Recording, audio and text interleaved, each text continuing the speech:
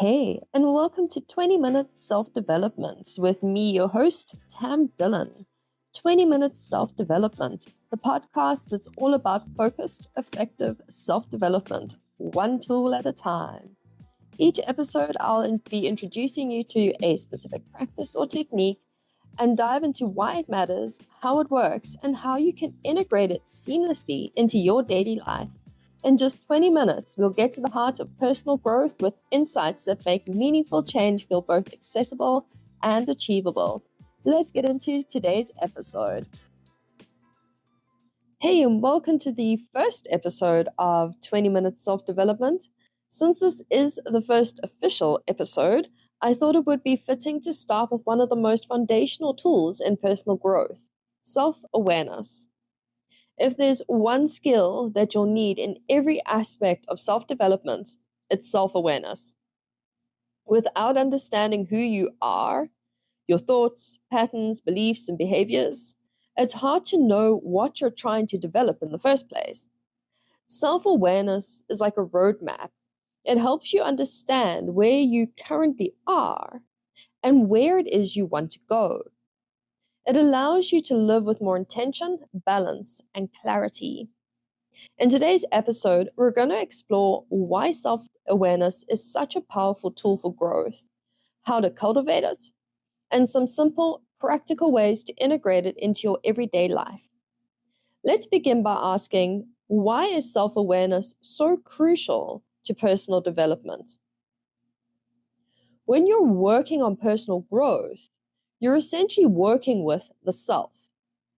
But if you don't really know what that self looks like, your values, your strengths, areas you want to improve, it's like trying to find a needle in a haystack without a magnet. Self-awareness gives you that magnet. It helps you see the patterns you fall into, whether they're thought patterns, emotional reactions, maybe habits. Once you become aware of these patterns, you gain the power to choose your responses more consciously rather than just reacting on autopilot. Self-awareness isn't just about understanding yourself in the moment, though. It's about cultivating an ongoing practice of checking in with yourself as life evolves. It's something you can and really ideally should practice regularly, because it's this regular practice that makes it an essential tool in your toolbox. Because with practice, it becomes second nature. So the more second nature your self-awareness is, the more in tune you consistently are with yourself, the better you are at responding to life instead of reacting to life. Now, how do we actually cultivate self-awareness? One simple but pretty powerful way is through journaling. Journaling provides this beautiful space in which to have this inward dialogue with yourself. It's this safe space, an opportunity to engage in a conversation with your inner world and really get to know who you are. You don't need to set aside a large block of time, just 5 minutes a day is enough. Write about your thoughts, your feelings, and experiences. At first, it might feel a little surface level, and that's okay.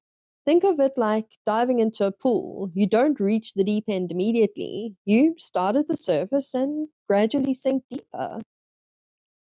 So, as you write, don't overthink it. Start with something simple, like reflecting on your day, and let your thoughts flow naturally. Over time, this practice helps to bring subconscious thoughts and emotions into your conscious awareness. Journaling clarifies what's happening under the surface. It allows you to see connections you might not have noticed otherwise.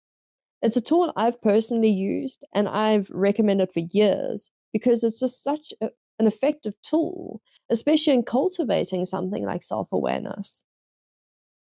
Now, another excellent tool is meditation.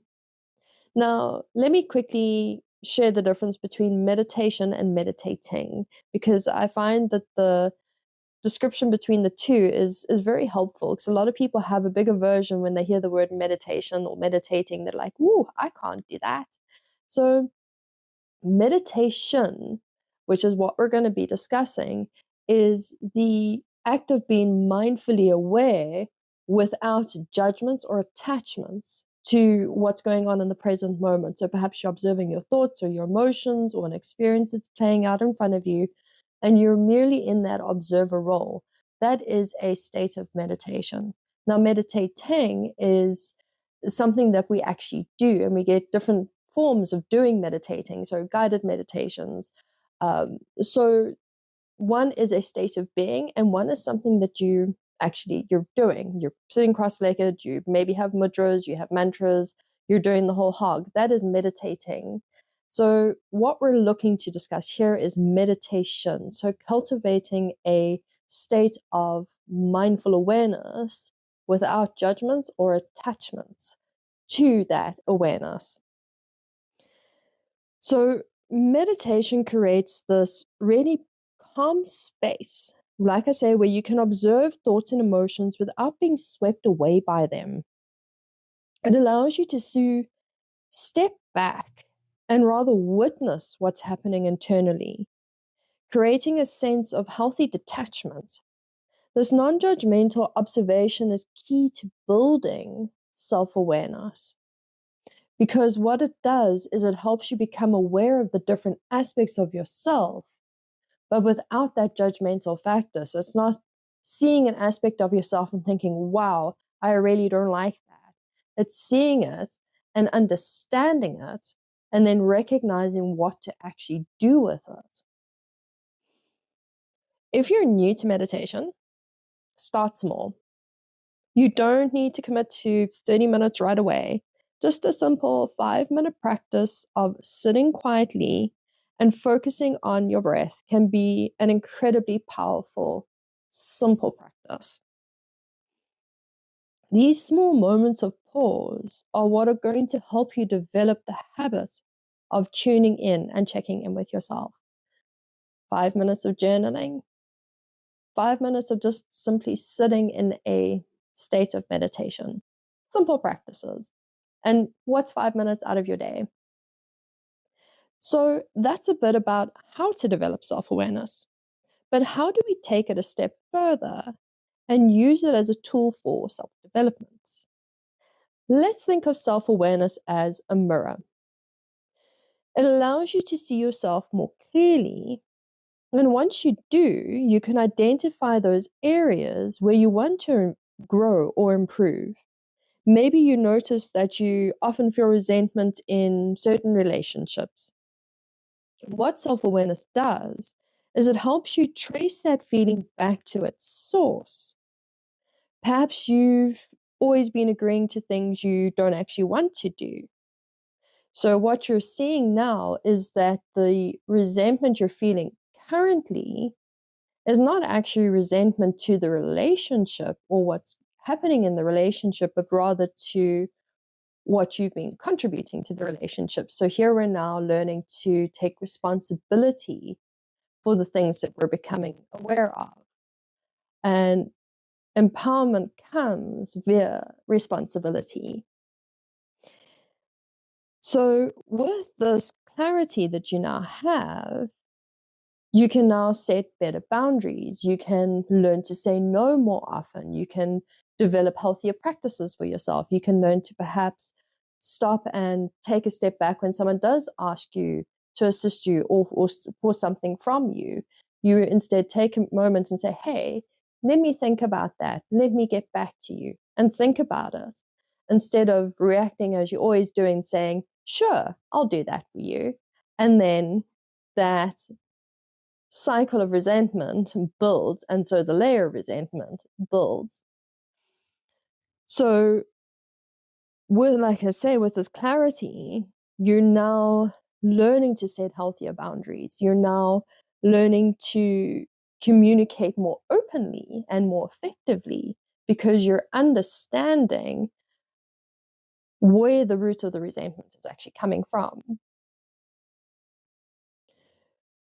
So it's important to remember that self-development isn't about striving for perfection.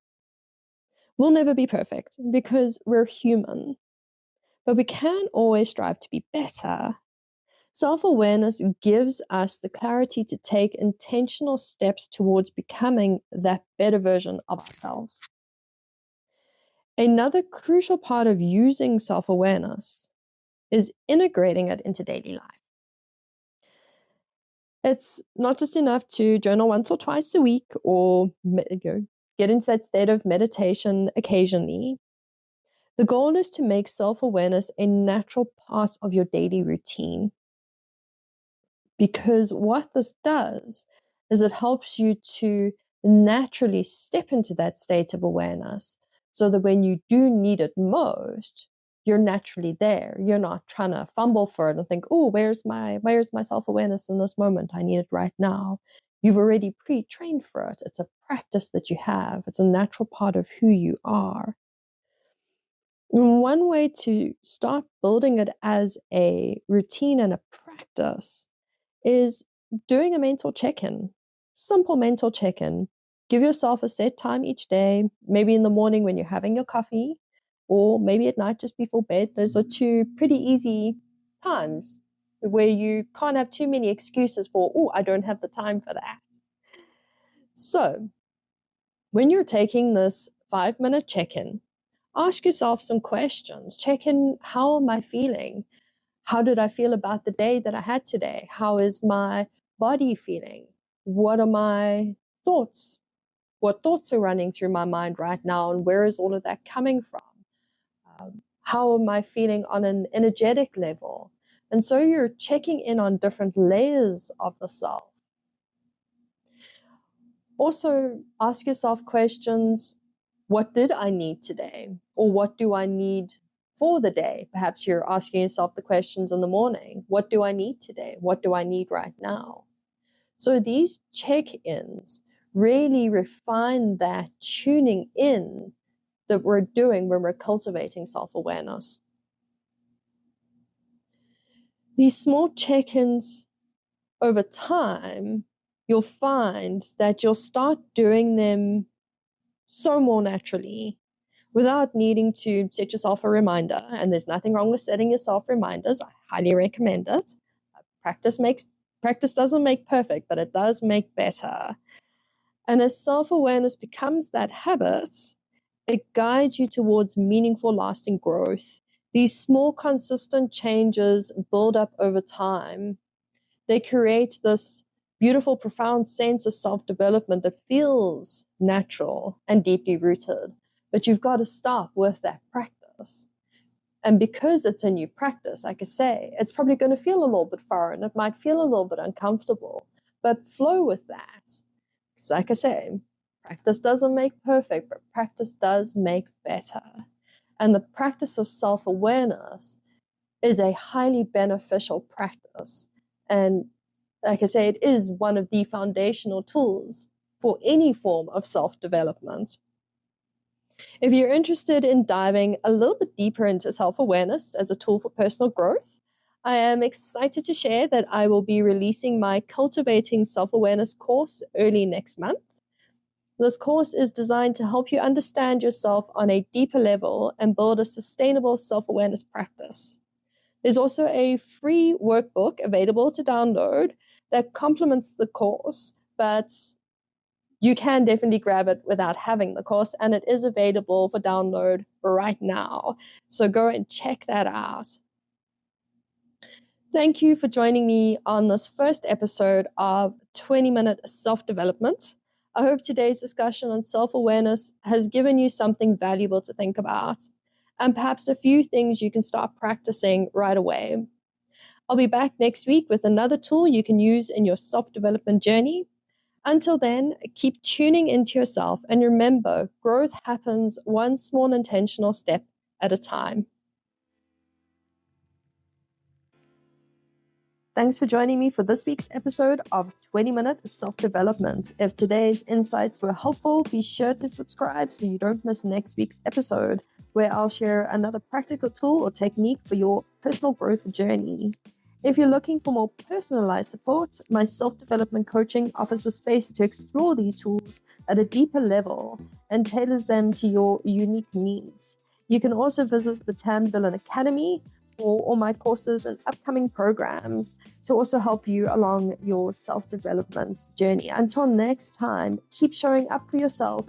And remember, growth happens one small intentional step at a time.